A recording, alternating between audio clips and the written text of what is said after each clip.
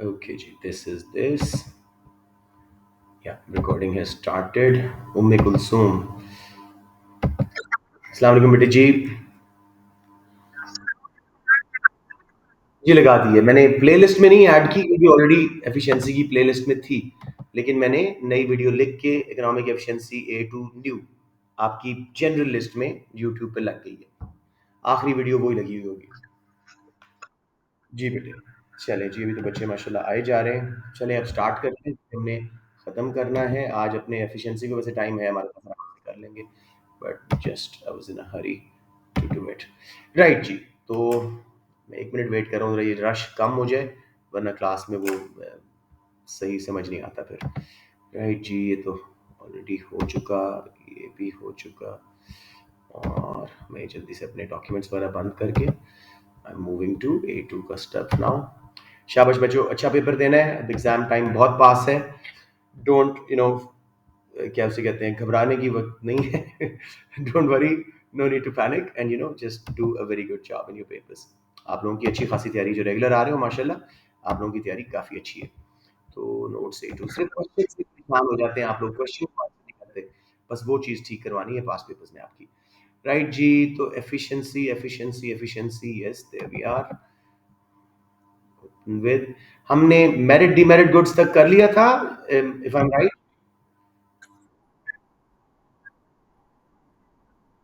Demerit रहता था, चले मैं उस पे आ गया हूँ, ठीक है। डीमेरिट कर लेते हैं जी, नो वरीज। लेबर मार्केट करने के बाद लेबर मार्केट एक रह गया, ठीक है ना। तो अब देखो, मैक्रो में पेपर्स के साथ साथ कराऊंगा, मैं पहले ही बोल चुका हूँ, क्योंकि इस तरह वरना हमारा सिर्फ रिवीजन ही हो सकेगी, कुछ नहीं हो सकेगा, साथ साथ करना पड़ेगा। राइट चीज तो या शायद, let's see how fast we can do. Let's see demerit goods जी। डीमेरिट गुड्स क्या है जी? बिल्कुल opposite of merit goods. Again some kid is trying to enter. Ubaidullah, Ubaidullah A1 में भी आया करें बेटे, भी बहुत यूजफुल क्लास है आपके लिए। डीमेरिट गुड्स जी, these are harmful for individual consumers but he or she underestimates the। जी सॉरी, अच्छा सॉरी, आई डेंट सी, ठीक है ठीक है। Demerit goods, they are harmful for individual consumers but he or she underestimates the private cost या harm of them. जैसे एक smoker को अंदाजा नहीं होता कि मेरी सेहत पे कितना बुरा असर पड़ रहा है, आइडिया होता है लेकिन एसिमेट्रिक इंफॉर्मेशन होती है। ASSYM, आपने स्पेल करना है इसको METRIC। एसिमेट्रिक इंफॉर्मेशन है, कंप्लीट इंफॉर्मेशन नहीं है, hence demand is more than it should be. For examples, cigarettes, alcohol. अब इनकी कंजम्पशन एक्सटर्नैलिटीज भी हैं, external cost for third parties. Concept जरा लें, एक है प्रोडक्शन एक्सटर्नैलिटीज, प्रोडक्शन के रिजल्ट में पोल्यूशन कंजेशन हुई, वो प्रोडक्शन एक्सटर्नैलिटी है, थर्ड पार्टी पे हार्मफुल इफेक्ट आया। या प्रोडक्शन के रिजल्ट में जॉब्स क्रिएट हुई, इंफ्रास्ट्रक्चर बेहतर हुआ, वो एक्सटर्नल बेनिफिट्स हैं प्रोडक्शन के। कंजम्पशन के भी हैं, सिगरेट मैं पीऊं और साथ आप लोग बैठे हों, आपको पैसिव स्मोकिंग की वजह से आपकी तबीयत खराब हो जाए, not your fault, third party पे बुरा स्पिल ओवर इफेक्ट गया। ड्राइव करते हुए एक बंदे ने ड्रिंक किया, उसने एक्सीडेंट किया, एक मेजर एक्सीडेंट रोड पे हो गया, थर्ड पार्टीज को बिला वजह उनकी गाड़ियां वगैरह खराब हुई, तो ये सब कंजम्पशन एक्सटर्नैलिटीज है। Right? So hence demand is more than it should be. Cigarettes and alcohol, they have external costs for third parties such as passive smoking, accidents due to drink and drive. अब मसला क्या होता है, private sector, consumers and producers ignore external cost. किसी smoker ने शायद आज तक नहीं सोचा होगा कि मेरी वजह से लोगों की सेहत खराब हो रही है, किसी ड्रिंकर ने ये नहीं सोचा होगा मेरी वजह से law and order and accidents खराब हो रहे हैं। So hence they are over produced above socially optimum, यानी socially ideal level. Market fail कैसे हो रही है? दो काउंट्स पे, एक डिमांड जरूरत से ज्यादा है, लोग एहसास नहीं कर रहे कितनी बुरी है, एसिमेट्रिक इंफॉर्मेशन है। दूसरा, क्या उसको बोलते हैं, एक्सटर्नल कॉस्ट को इग्नोर किया जा रहा है, और सप्लाई जरूरत से ज्यादा है, ठीक है। Too many scarce resources are being allocated to making demerit goods. ये जो 7-8 लाइन का छोटा सा हमारा इसका मार्केट फेलियर का हमने कॉन्सेप्ट लिया है, किसी बच्चे को इसमें प्रॉब्लम।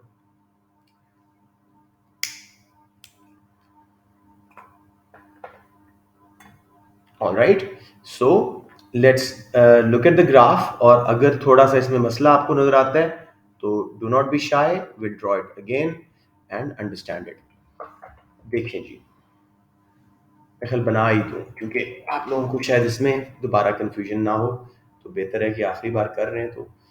वैसे पास पेपर में भी ये कई दफ़ा होगा इंशाल्लाह ताला, तो बहुत अच्छी तरह माइंड में बैठ चुका होगा तब तक। प्लीज़ कन्विंस योर फ्रेंड्स जो थोड़ा लो स्कोरिंग थे अपने अपने स्कूल में, उन्हें कहीं ये क्लासेस यूज़फुल हैं, इनको ना मिस करें। This can really really affect their results. Right जी, सो अब मैं आप लोगों को इसका ग्राफ बना के दिखाता हूँ। Most of you already have a good grip, price cost benefit label, और इधर क्वांटिटी। डिमांड कर्व सबसे पहले लगाया हमने। अब क्योंकि हम सिर्फ एक्सटर्नल कॉस्ट की बात कर रहे हैं और इंफॉर्मेशन फेलियर की, तो डिमांड प्राइवेट बेनिफिट भी कर लें और साथ में सोशल बेनिफिट भी कर लें, क्योंकि हम इसके एक्सटर्नल बेनिफिट सिगरेट्स वगैरह की नहीं बात कर रहे। राइट जी, और फिर हमने सप्लाई कर्व लगाया और उसको हमने लेबल किया मार्जिनल प्राइवेट कॉस्ट। इसको सोशल कॉस्ट अभी नहीं करना क्योंकि इसमें एक्सटर्नल कॉस्ट एडेड नहीं है। ये आ गया इक्विलिब्रियम मार्केट, जहां फ्री मार्केट प्रोड्यूस कर रही थी, क्वांटिटी मार्केट। मर्जी है प्राइस बनाना चाहो या ना। अब जी, ये थी लिमिटेड इंफॉर्मेशन। कंज्यूमर्स को पूरी तरह एहसास नहीं था ये कितनी बुरी है सिगरेट्स, अल्कोहल। अगर उनकी इंफॉर्मेशन पूरी होती तो डिमांड ज्यादा होती या कम? लेफ्ट हो जाती, D1 पे आ जाती। अब ये जी, MSB तो है ही, लेकिन साथ में फुल इन्फो भी है। समझ आ गया? इक्विलिब्रियम बनता E1 पे, क्वांटिटी आ जाती Q1 पे। तो ये जो ओवर एलोकेशन हो रही है, ये किस लिए हो रही है बताइए मुझे? Due to information failure. Perfect. किसी बच्चे को यहां प्रॉब्लम आ रही हो? ओके। अब अगर हम एक्सटर्नल कॉस्ट ऐड कर पाते, प्राइवेट कॉस्ट को हुई नहीं है लेकिन अगर कर पाते, तो S1 पे आ जाते हम, और अब ये MSC बन जाता। इसका vertical distance marginal external cost, और ये वाला एरिया डेड वेट लॉस का नजर आ रहा है आपको। अब इक्विलिब्रियम कहां बन रहा है? ई ऑप्टिमम पे, D1 और S1 वाला क्वांटिटी Q ऑप्टिमम यानी आइडियल पे आ गई। ये वाला अंडर एलोकेशन क्यों हो रही थी, ओवर एलोकेशन क्यों हो रही थी? ड्यू टू, बोलें? Ignored external cost. कोई मुश्किल बात बच्चों? डिमांड लेफ्ट पे शिफ्ट हुआ अगर फुल इंफॉर्मेशन होती, सप्लाई लेफ्ट पे शिफ्ट होती अगर एक्सटर्नल कॉस्ट प्राइवेट कॉस्ट में ऐड करते, प्राइवेट सेक्टर उसको भी कंसिडर करता। कोई कंफ्यूजन यहां पे?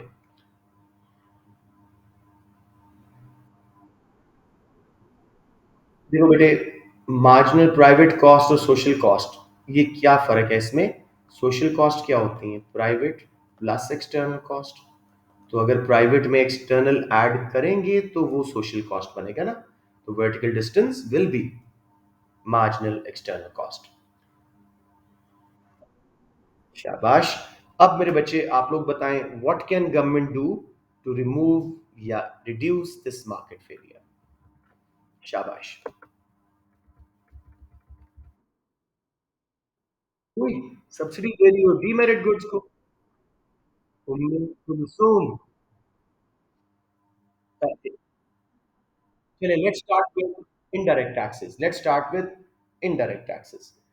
Government can impose indirect taxes on producers of demerit goods equal to कितनी अमाउंट का टैक्स लगाना चाहिए?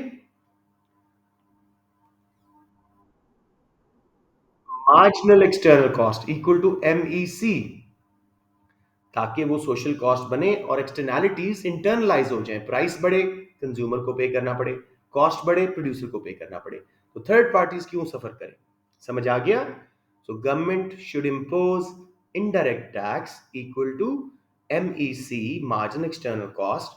This will internalize externalities.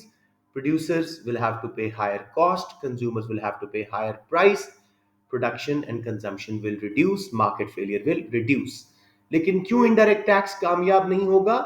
इन चीजों की डिमांड अक्सर inelastic होती है। Even with a tax and high price, consumers will proportionately, very few consumers will switch away. फिर जी, इनडायरेक्ट टैक्सेस का रिग्रेसिव इफेक्ट है।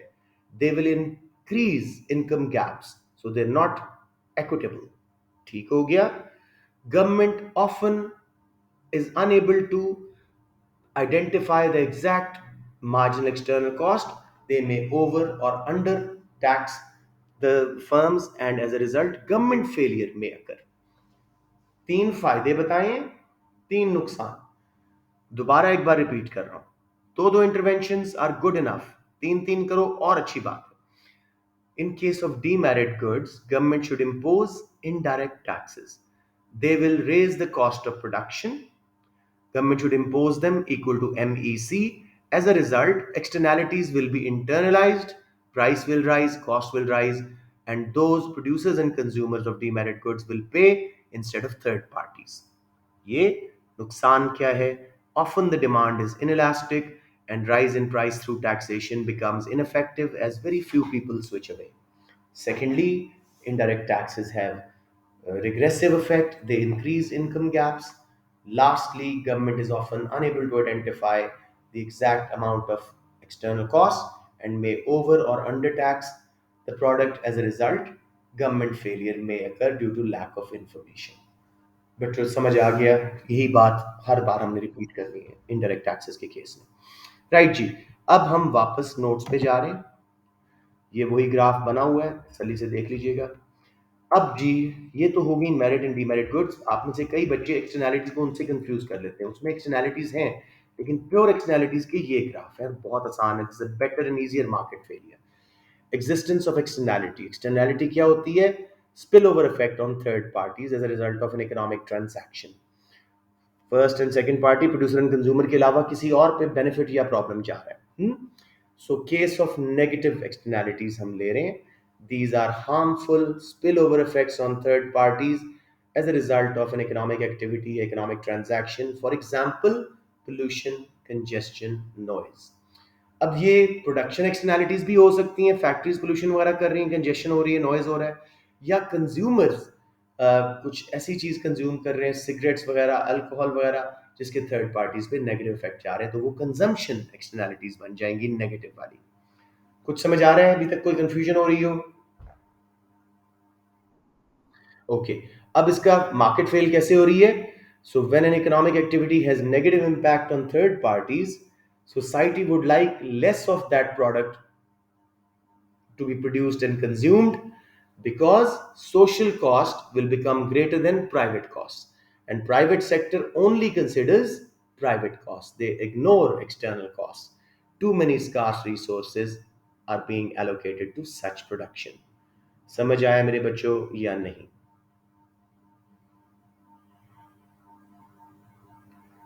नटशेल में नेगेटिव एक्सटर्नैलिटी पहले डिफाइन की हमने। These are harmful spill over effects on third parties as a result of production and consumption and economic activity. For example, pollution, congestion, noise, passive smoking, कुछ भी कर लें। This is a market failure because society would like less of this output to be produced and consumed. Social costs have increased above private costs. External cost जो exist कर रही है, ठीक है, social cost is private plus external cost. Too many scarce resources are being allocated to such production. बच्चों, अगर graph बहुत अच्छे नहीं भी होते, कम से कम थ्योरी अच्छी कर लो। अब देखो बेटे, सिंपल, आपने सप्लाई कर्व को लेफ्ट पे शिफ्ट करना है, एक्सटर्नल कॉस्ट उसमें ऐड करके। ये दोबारा बना के दिखाऊं या सबको समझ? अच्छा, मैंने, उसने क्या सच जुर्म तो किया नहीं है, इसको अंदर करूं, उसे को दोबारा ज्वाइन करे, because I can't see his you know icon. मैं इसको लिख देता हूँ ज्वाइन अगेन। आपने कह दिया, ठीक है। राइट जी, दोबारा बना दूं? श्योर, शाबाश। ऐसे ही खुल के पूछते रहे बेटे, बिकॉज इसके बाद पेपर्स में तो मैं करवाऊंगा, लेकिन इतनी डिटेल में रिवीजन नहीं हो उसकी एक एक चीज की। अब मेरे बेटे हम आ गए इसकी ड्राइंग पे। अब थोड़ी सी मुझे हेल्प करें। जल्दी से लेबल बता दें। PCB and quantity. Good. Demand curve लगाएं, इसके साथ क्या लेबल करना है? हम एक्सटर्नल बेनिफिट वाला केस इसमें डिस्कस नहीं कर रहे, तो डिमांड कर्व क्या है? एमपीबी। और सोशल बेनिफिट भी, ठीक है, इसमें कोई मसला नहीं था। अब आ गई सप्लाई, ये सिर्फ प्राइवेट कॉस्ट है। ये इक्विलिब्रियम बना मार्केट का। लेट्स सी अगर दोबारा आए या नहीं आए।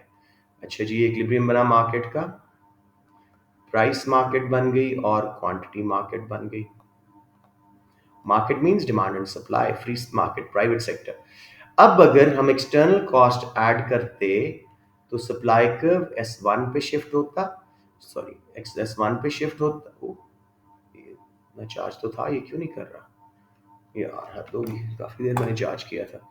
चले दोबारा लगाता हूँ।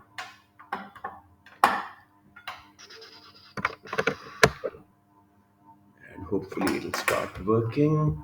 एक दो बार कभी कभी कभी चार्ज नहीं करते हुए भी नहीं चलता, तो let's hope it does work. या चलें जी।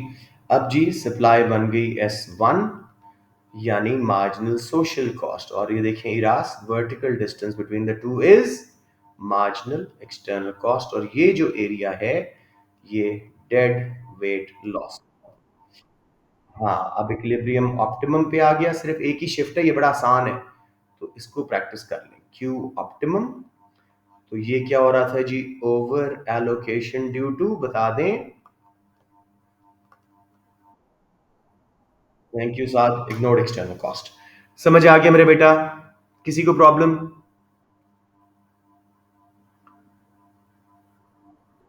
अगेन इसके लिए गवर्नमेंट क्या करे? वही इंटरवेंशन है। अवेयरनेस कैंपेन, इनडायरेक्ट टैक्सेस भी लगा सकते हैं, वो भी आप कर सकते हैं। अच्छा जी, ओके। नहीं नजर आ रहा बेटे? उसी को एक बार, उसी को एक बार छोड़ के दोबारा आए, क्योंकि वो समहाउ नहीं, मुझे एक आइकॉन उसका मिल रहा। लेट्स सी जी। अब देखिए जी जी जी। अच्छा छोड़े छोड़े, let's see now. Government can use awareness campaign, advertisement about the negative impact of such production which is causing harmful effects on people, or such consumption which is causing harmful effect on third parties. They can use nudge theory. अब इसकी जरा definition सुन लो।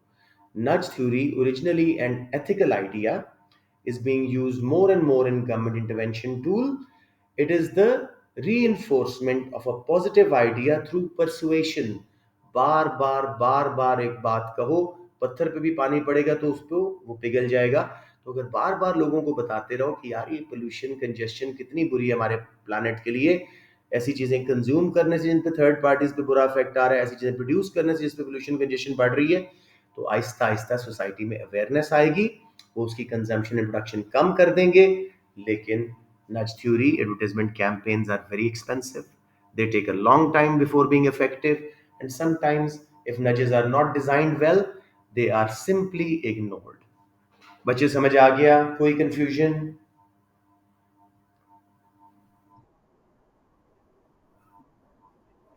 नीचे लिखी हुई है, लेकिन लिख लें आप लोग, लिख लें, मैं यहाँ पे लिख भी देता हूँ, चलें। अच्छा मैं एक बार फिर देख लूँ, महल रायहान साहब फिर कह रहे हैं नहीं, इज नॉट देयर। अच्छा जी, तो यहाँ पे देखें जी। अच्छा आप आ चुके हैं, ठीक है। Nudge theory originally an ethic ethical idea. जैसे आपके पेरेंट्स, आपके टीचर्स आप लोगों को कहते रहते हैं बेटे पढ़ो, मेहनत करो, जिंदगी बनाओ, वो चीज। नज theory originally an ethical idea is being used more and more in government intervention as a tool, as a tool. The idea is positive reinforcement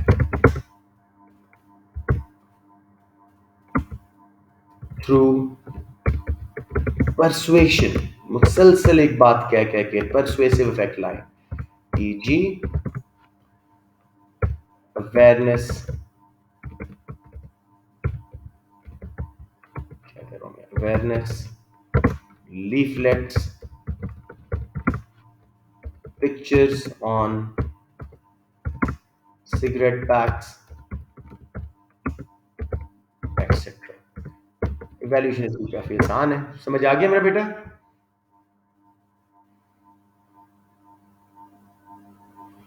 नज थ्योरी समझ आ गया मेरे बच्चों? जी, any questions? Okay, let's move on. इस graph को explain कैसे करेंगे? Free market was making output, Q market, if external cost were added, remember they have not been added, हम सिर्फ कह रहे हैं कि अगर ऐड की जाती तो private cost supply curve will shift to S1, cost बढ़ने से हमेशा सप्लाई कर्व लेफ्ट पे शिफ्ट होता है। Now optimum quantity will be produced from Q optimum to Q market is over allocation of resources due to ignored external costs, dead weight loss was the area highlighted. समझ आ गया मेरा बच्चा? कोई confusion? इसके अंदर भी गवर्नमेंट वही इनडायरेक्ट टैक्स लगा सकती है, अवेयरनेस कैंपेन्स कर सकती है, क्लीनर बिजनेसेस को सब्सिडाइज कर सकते हैं ताकि इन फर्म्स को होश आए और ये कम पोल्यूशन करें। पोल्यूशन परमिट्स दे सकते हैं जिन पे लिमिट होती है पोल्यूशन की।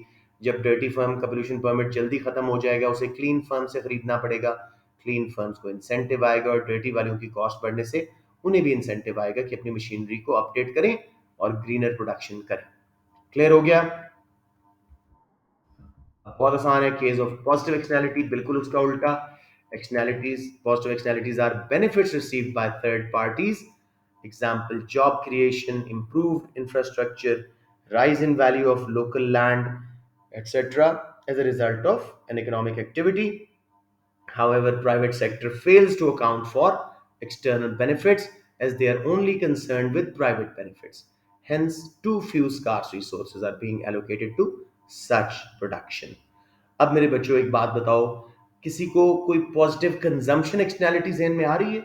हम कोई ऐसा कुछ काम करते हैं जिससे हम समझते हैं फायदा सिर्फ हमें ही है, लेकिन थर्ड पार्टीज को भी बेनिफिट हो रहा होता है। Good, let's go for something more reasonable ताकि वो जरा आंसर अच्छा लगे।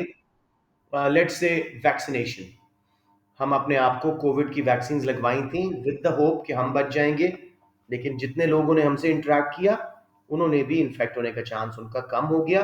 सो एक्सटर्नल बेनिफिट्स थे जिन्हें हमें मालूम नहीं था, वरना ज्यादा लोग इसको वैक्सीनेशन करवाते। समझ आ गया मेरा बेटा? इस केस में एक्सटर्नल बेनिफिट्स ऐड नहीं हो रहे, तो कौन सा कर्व शिफ्ट होगा अगर हम एक्सटर्नल बेनिफिट ऐड करें? डिमांड या सप्लाई?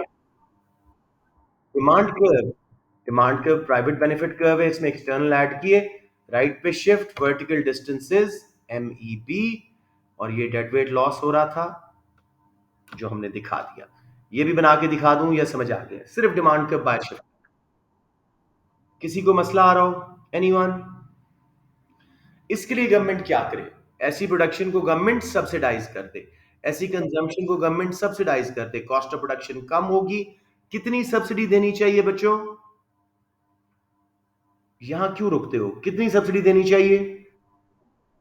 MEB के बराबर, मार्जिनल एक्सटर्नल बेनिफिट के बराबर। उससे कॉस्ट ऑफ प्रोडक्शन कम होगी, प्राइसेस कम होंगी, ज्यादा कंजम्पशन एंड प्रोडक्शन आएगी, फर्म्स को इंसेंटिव आएगा। लेकिन subsidies are expensive, there is a cost involve, there is an cost of other uses. Yes, और अक्सर सब्सिडीज की अमाउंट गवर्नमेंट सही कैलकुलेट नहीं कर पाती एक्सटर्नल बेनिफिट्स की, ओवर या अंडर सब्सिडाइज करते हैं, गवर्नमेंट फेलियर आ जाता है इंस्टेड ऑफ मार्केट फेलियर। शायद मार्केट फेलियर ठीक ना हो बल्कि और ही खराब हो जाए। क्लियर ना हो? वही बातें रिपीट हो रही है बार बार। ग्राफ बना के एक्सप्लेन करें। अब जी छोटे छोटे मार्केट फेलियर समझ लें, और मैं रिक्वेस्ट करूंगा ये सारे लिख देना, because the model answer which I am gonna share in your exam groups, उसमें आप देखेंगे उस बच्चे ने हर चीज लिख दी थी। प्रोप्राइटरी राइट्स, ये क्या होते हैं? The private property owners can sue the offender if they infringe. मेरा घर है, कोई रात को अंदर आया या दिन को भी अंदर आके मेरे फूल बूटे तोड़ लिए या कोई दीवारों पे कुछ लिख दिया, नहीं, not acceptable, we can sue them. Government extends the same right to public property, public parks, libraries वगैरह। तो ये लोग जो हार्ट्स बना देते हैं पब्लिक बेंचेस के ऊपर या दरख्तों के ऊपर, this is totally infringement of property rights. ठीक है, सो ये कैसे मार्केट फेलियर दूर कर रहे हैं? इससे लोगों को इंसेंटिव आएगा अपनी प्रॉपर्टी को और बेहतर बनाने का, और पब्लिक प्रॉपर्टी भी जब यही राइट एक्सटेंड हो जाएगा तो उसका मिस एलोकेशन ऑफ रिसोर्सेज नहीं होगी। अच्छा जी, इम्परफेक्ट इंफॉर्मेशन ये क्या होती है? जो हम पढ़ के आए हैं, मोनोपली मोनोप्सनी हर चीज में, कंज्यूमर्स प्रोड्यूसर्स लेबर के पास परफेक्ट इंफॉर्मेशन नहीं होती, जिसकी वजह से रिसोर्सेज मिस एलोकेट हो रहे होते हैं। कंज्यूमर रैशनल नहीं होते, गलत चीजें खरीद लेते हैं। प्रोड्यूसर्स के पास फुल इंफॉर्मेशन नहीं होती, गलत डिसीजन करके रिसोर्सेज वेस्ट कर बैठते हैं। लेबर जॉब सिलेक्शन में फुल इंफॉर्मेशन नहीं होती, अपने आप को सस्ता बेच बैठती है। ठीक हो गया। फिर उसके बाद आगे लेबर मार्केट में भी पढ़ना है, immobility of labour, occupational immobility due to specialisation. एक ही काम करना आता था, अगर उस प्रोडक्ट के अलावा कोई और सेक्शन ट्रैक्टर में जाते किसी और जॉब पे ज्यादा कमाते थे, लेकिन बिकॉज देर इमोबाइल अपना बेस्ट यूज नहीं कर पा रहे अपने रिसोर्सेज का। Geographical immobility, unable to move to better job due to family, friends, housing etcetera. समझ आ गया मेरे बच्चों? कोई confusion? Yes sir means no confusion. कौन सा? Proprietary rights. देखो बेटे, अगर आपके घर पे कोई आता है, इसको बोलते हैं प्रॉपर्टी राइट एक्ट या चादर चार दीवारी एक्ट पाकिस्तान में। अगर कोई आपके घर में आता है और नुकसान पहुंचाता है आपकी प्रॉपर्टी को, you can sue them for the damages, कि भाई इनका कोई हक नहीं था कि मेरे घर में आके मेरी प्राइवेट प्रॉपर्टी को खराब कर दे। मार्केट फेल हो रही है ना, अगर कोई थर्ड पार्टी आपके घर को खराब कर रही है। यही राइट गवर्नमेंट ने public properties, park, swimming pools, libraries वगैरह पे कर दिया, ताकि रिसोर्सेज को मिसएलोकेट होने से बचाया जाए। जी अब पूछें। ओके। हम्म। जी राज। देखो बेटे, हो सकता है कराची में, बल्कि ऐसा है, कराची में विजिटिंग टीचर्स की बेटर पेज है, लेकिन मैं अपने आप को थोड़ी पे पे क्यों सप्लाई कर रहा हूँ? मैं लाहौर में रहता हूँ, फैमिली है, फ्रेंड है, तो इसकी वजह से I am not providing the best use of my resources. I should be working at a higher wage in Karachi और इन कैनेडा, वट एवर। ये मकसद है।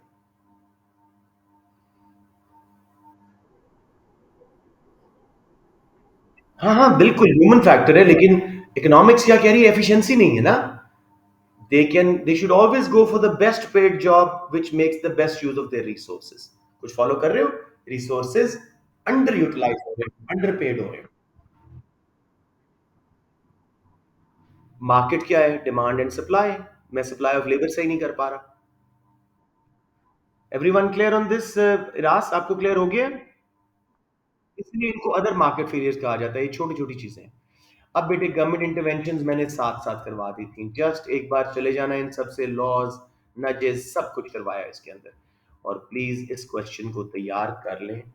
Discuss if a free market allocates resources efficiently, is there still any need for government intervention? अब वो नया trend क्या कर रहा है, खुद ही आपको एक या दो मार्केट फेलियर बता रहा है, पॉजिटिव कंजम्पशन एक्सटर्नैलिटी बता सकता है, या डीमेरिट गुड्स बता सकता है, कुछ भी ऐसा।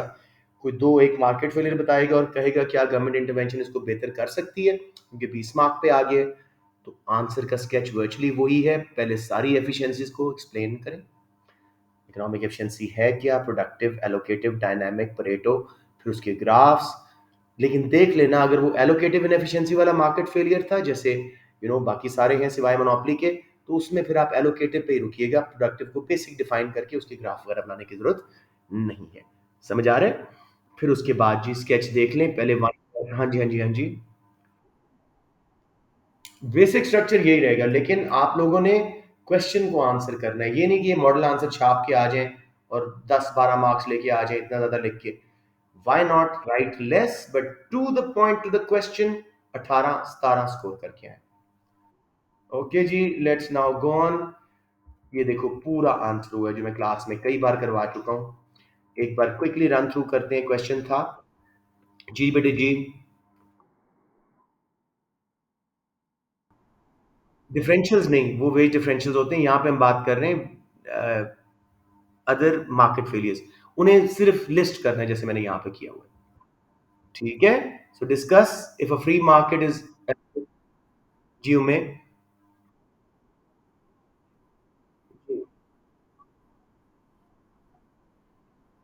बिल्कुल लिखें, जरूर लिखें। नहीं नहीं, फर्क है, फर्क है। मेरिट गुड्स में कंजम्पशन एक्सटर्नैलिटीज हैं, डीमेरिट गुड्स में कंजम्पशन एक्सटर्नैलिटीज हैं, बाकी प्रोडक्शन एक्सटर्नैलिटीज भी तो है ना, तो वो दो different- वो आप इकट्ठा कर लें। जैसे मैंने यहाँ पे, आप देखो यहाँ पे लिस्ट किया हुआ है, यहाँ देखो ऊपर, case of demerit goods and negative externalities, same intervention है। Case of merit goods and positive externality, same intervention है। अब समझ आ गई? ये अब क्वेश्चन का फॉर्म इतना चेंज हो गया है, ये पूरा 25 मार्क का खुला क्वेश्चन नहीं आएगा, आपको साथ साथ करना पड़ेगा गवर्नमेंट इंटरवेंशन, ठीक है? हम क्वेश्चन करेंगे ना, आपको समझ आ जाएगा। बेसिकली पुराने 12 मार्क वाले को उसने 20 मार्क का बना दिया, तो it's quite easy in that sense, थोड़ा लिख के काफी स्कोर आ रहा है। तो लेट्स सी जी आंसर इस बच्चे ने कैसे किया, मैंने डिक्टेट करवाया था, तसल्ली से देखें। फ्री मार्केट पे उसने एक पैराग्राफ दिया, a free market is when resources are owned, controlled and operated by private sector. Market forces, yani demand and supply, allocate resources through price mechanism for profit motive and self-incentive. In this market, consumers are sovereign, wide choice of product is available. ये define करके, elaborate करके, before assessing whether free market is always efficient, let's analyze what economics has to say about efficiency. ये linking statement जरूरी है बेटे। बच्चे straight away efficiency की define शुरू कर देंगे, एकदम से उसको झटका सा लगेगा कि कहाँ से क्वेश्चन कहाँ चला गया answer.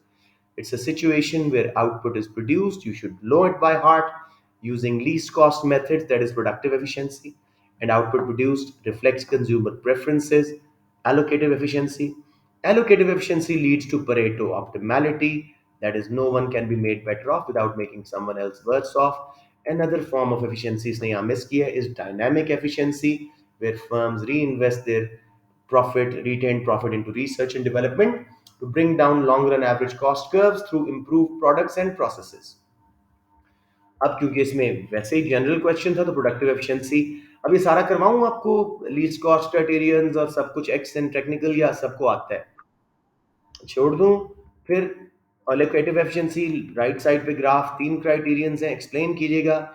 It is when marginal cost is equal to price, on the graph it's marginal cost is equal to AR, means consumers are placing the same value in terms of price as much as scarce resources being put on the last unit by producers. Marginal social cost and marginal social benefits are equal, meaning there is no externality. Consumer and producer surplus is maximized, demand supply लगाएं, label करें, demand is MSP, supply is MSC, इकट्ठा करें, consumer producer surplus भी maximised है, MSC MSB के बराबर भी है, और MC प्राइस के बराबर भी है। इसकी हमारे पास इकोनॉमिक्स में एग्जांपल क्या है जी? परफेक्ट कंपटीशन की फर्म लॉन्ग रन में जब वो नॉर्मल प्रॉफिट बना रही है, straight line, perfect elastic demand curve, AR MR लिखें, राइट लेफ्ट साइड पे PCB कर दें, MC AC लगाएं, उसके साथ टेंजेंट MC लगा के MC MR की आउटपुट पे नोट करें। दोनों एफिशिएंसीज हैं, MC AC को लोएस्ट पॉइंट पे कट कर रही है, प्रोडक्टिव एफिशिएंसी है, मार्जिनल कॉस्ट प्राइस के बराबर है, आउटपुट Q0 पे, प्रोडक्टिव एलोकेटिव एफिशिएंसी भी है। लेकिन अब फिर linking statement, however free perfect market does not exist in reality due to its unreal assumptions such as price taker firms, homogeneous products, no barriers to entry and exit, etc. In reality, markets fail due to imperfect information, externalities, monopoly behavior, etc. आपने सारे market failure थोड़े से list कर दिए। अब अगर open question है, कोई दो पिक करो, जैसे इस बच्चे ने मोनोपोली पिक किया, दोबारा करवाऊं कि नहीं मुझे बताएं? हाँ जी, और नीचे मेरिट एंड डीमेरिट कोड उसने कर दिए। मुझे बता दें अगर कोई कंफ्यूजन है तो बता दें। Do want me to run through this essay with you, या सबको समझ आ चुका है? सबको क्लियर है? शाबाश। ये वही ग्राफ जो हम कई बार प्रैक्टिस करके आए हैं। डीमेरिट गुड्स आ गई, और एंड पे इवैल्यूएशन इसने कहाँ की हुई है? Yes, as discussed above, a free market perfect firm achieves economic efficiency in the long run, but when markets fail, some sort of government intervention either becomes desirable or necessary. However, government may also fail due to lack of information. To conclude, economics presents the model of perfect free market firm, which does not exist in reality. Hence, idea of efficiency may be a bit of a fantasy. Free markets and government hand in hand try to achieve a more optimal allocation of resources, which may be possible in reality. अब समझ आ गया मेरा बेटा, इसको तो रट लेना 8 9 9 लाइंस को। और इस एफिशिएंसी क्वेश्चन को 2 3 बार लिखें, ताकि आपका 20 मार्क का 40 मिनट में हैंडल करना, इससे छोटा आंसर होगा, हो जाए। ऑल गुड जी। सीबीए जल्दी से करके क्लास खत्म करते हैं। और नहीं, लेबर मार्केट मिक्स नहीं करते वरना वो कॉन्सेप्ट गड़बड़ होंगी। Cost benefit analysis, it's a technique where relevant costs and benefits of a proposed projects are compared to enable better decision making। हम क्या करते हैं जी, सारी कॉस्ट एंड बेनिफिट्स एक फ्यूचर प्रोजेक्ट की हम डिस्कस करके उस पर मनी वैल्यूज लगा के देखते हैं कि क्या ये प्रोजेक्ट करना चाहिए कि नहीं। अब स्टार लगा हुआ है, देखिए, private sector only compares private cost and private benefits. आप कभी बिजनेस सेट करें तो आप देखेंगे मेरी प्रोडक्शन कॉस्ट कितनी आएगी, रेंट कितना होगा, इंटरेस्ट कितना पे करना है, वेजेस कितनी देनी है, और बेनिफिट देखो कितना रेवेन्यू आ रहा है, कितनी गुडविल आ रही है, कितना प्रॉफिट आ रहा है। तो हम सिर्फ ये कंपेयर करते हैं, लेकिन गवर्नमेंट सारी कॉस्ट एंड बेनिफिट्स लगाती है। 4 स्टेजेस हैं। Stage 1, identify all cost and benefits not just private ones, यानी प्राइवेट प्लस एक्सटर्नल कॉस्ट इनको मिला के सोशल कॉस्ट बनाएं, private benefits plus external benefits इनको मिला के सोशल बेनिफिट बनाएं। सब बच्चों में इनकी डेफिनेशंस आती हैं। What are private cost, external cost, private benefit, external benefits, please पूछ लें अगर किसी को नहीं आती। Okay. Stage 2, put monetary value on all costs and benefits. It's very easy when market price is available. मसलन कितनी jobs create हो रही है इस प्रोजेक्ट के रिजल्ट में, कितना जीडीपी बढ़ेगा, आसान है। लेकिन difficult when no market price is available. For example, pollution, कितनी पोल्यूशन क्रिएट होगी, उससे कितने लोग बीमार होंगे। इसमें हम एक टेक्निक यूज करते हैं, इसको कहते हैं शैडो प्राइसिंग। गेस वर्क किया जाता है कि हॉस्पिटल बिल्स कितने बढ़ेंगे इस फैक्ट्री के घरों के पास लगने से, तो उस पर प्राइस लगाई जाती है। मोटरवे पे लाइफ लॉस होने का खतरा है, मोटरवे बन रही है, तो एक लाइफ को कितनी वैल्यू दी जाए, 25 lakh, 30 lakh, what is this, ठीक है। स्टेज 3 जी, अगर ये बहुत ही लंबा फ्यूचरिस्टिक प्रोजेक्ट था जैसे मेट्रो ऑरेंज लाइन वगैरह, तो future cost and benefits of the project are also calculated. Stage 4, make the decision. अगर सोशल बेनिफिट्स ज़्यादा हैं सोशल कॉस्ट के, तो अमूमन प्रोजेक्ट को यस करना चाहिए। बेनिफिट्स क्या है जी, ये आपको छोटा सा क्वेश्चन सेक्शन ए में आया हुआ था इस तरह का कि what are the benefits of cost benefit analysis. Benefits ये हैं, it considers all costs and benefits not just private ones, enables better decision making by using futuristic projections in mega projects like dams and motorways, etc. It looks at effects on the wider society, not just private sector। Problems क्या है जी, अक्सर CBA को politicians ने decision करना होता है, economics ने नहीं। वो इनको रिजेक्ट कर देते हैं जब उनको लगे कि उनके वोट टूट रहे हैं। If local cost are greater than local benefits, एक फैक्ट्री लग रही थी एक इलाके में, पोल्यूशन उस इलाके में बहुत ज्यादा होनी थी, फायदा पूरे सूबे को होना था, लेकिन उन्होंने कहा जी कि नहीं, ये प्रोजेक्ट अच्छा नहीं है, उसको रिजेक्ट करवा दिया because local cost were greater than overall benefits.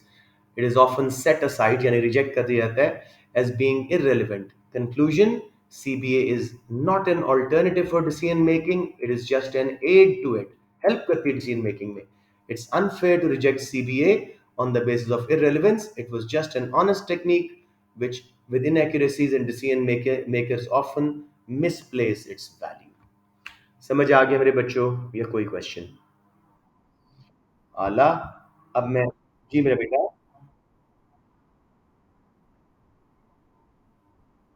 हाँ। अच्छा देखो मेरा बेटा, कोई भी प्रोजेक्ट हो रहा है, ठीक है, जो प्राइवेट कॉस्ट्स हैं और प्राइवेट बेनिफिट्स, उनकी तो प्राइसेस अवेलेबल है ना।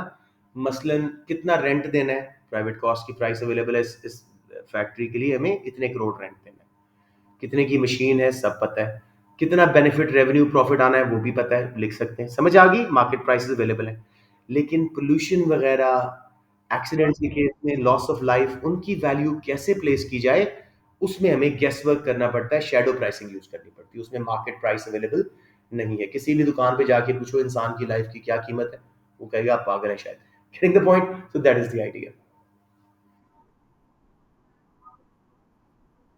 बड़ा आसान है, अगर एक फैक्ट्री लगती है जो 500 जॉब्स क्रिएट करती है, ऑन एवरेज वेज इज 50,000, तो 500 इंटू 50,000, 2.5 करोड़ का जीडीपी आपका मुल्क का बढ़ेगा, 25 करोड़ का, सॉरी। या गुड। एनीवन एल्स जी, मैं आप कुछ पूछ रही थी? अच्छा, किसी और बच्चे ने कुछ पूछा था? एनीवन? श्योर।